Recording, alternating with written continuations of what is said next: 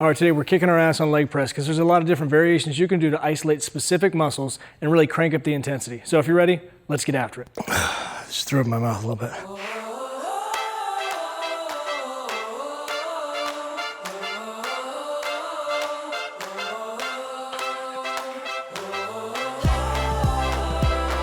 For me, I have three major variations of these I do, and it really depends on what part of the leg I'm focusing on that day. So when it's a quad dominant day, I'm gonna put my feet nice and close, but I'm still gonna turn those toes out just a hair. That just allows me to open up those knees so I don't get stuck against my stomach. I can wrap around my body and actually work on hip and ankle flexibility, because as that stretch gets greater, it puts more stress on those quads, creates a better contraction overall. If you're confused on how high to put your feet, your goal is to go as low as possible, but still maintain pressure through your heels the entire time. If you catch yourself going up on those toes, just walk them up, and then over time, as long as you have that full range of motion, that nice deep stretch, your ankle flexibility is going to get better, so you can walk it down lower and in turn get more pressure on those quads. I found this movement to be best done with higher reps, and if you want to crank up the intensity, we've talked about this before, but as you come up, start to lift those toes up, it's going to put more stress on that quad, and it makes you feel like you're actually contracting the quad instead of just pushing it away. It gets that mind-muscle connection that much more and feels like you're flexing through the movement.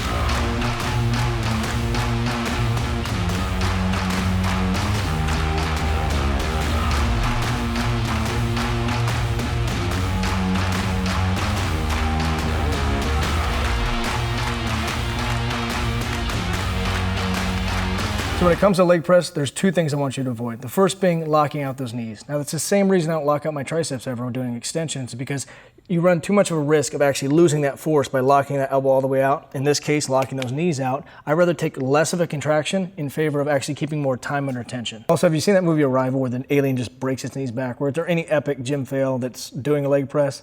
It's not worth the risk. So if it's one of those days I'm just destroying every muscle from the waist down, not really focusing on any one muscle, then I'll take more of a power stance and turn them into rest pause sets. So with these, you're gonna put on a weight you can do about 10 reps with. Once you're about to fail, lock it in, rest about 5 deep breaths, go again. You'll probably get 3 reps, do the same thing one more time. You'll probably rep out 2. And the nice part about this, you can put more stress on those quads with a heavier load.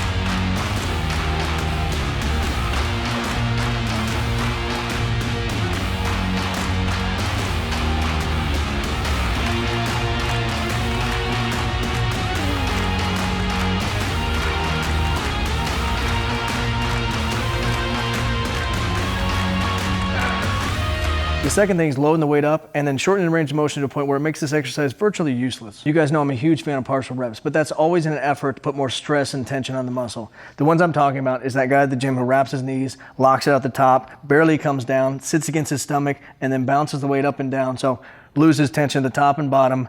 There is no eccentric part of it. It's just a constant jump up and down just to throw some weight around, because it's an ego lift. I think there's absolutely time to push some heavier weight on this, but that only comes after you work on hip and ankle flexibility. Otherwise, you're just working against momentum and that recoil of your tendons. So on days that are really glute and hamstring dominant, we're gonna turn this into a sumo. So we're gonna put feet nice and wide, even toes are gonna be off the edge just a little bit. And to keep it out of the quads, we're gonna go all the way down and halfway up.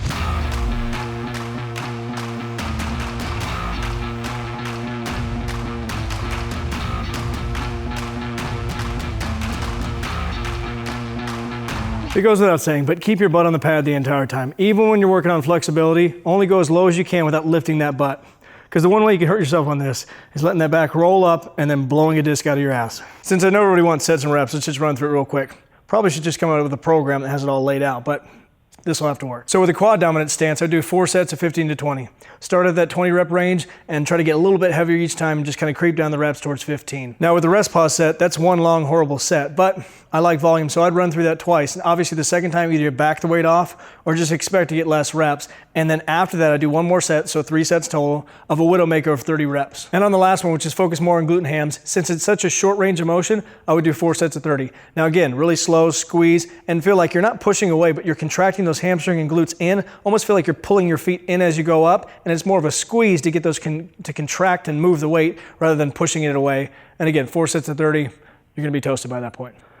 As always, like, subscribe, hit the notification bell. Leave a comment the video you want me to do next. Get after it, get growing. Talk to you soon.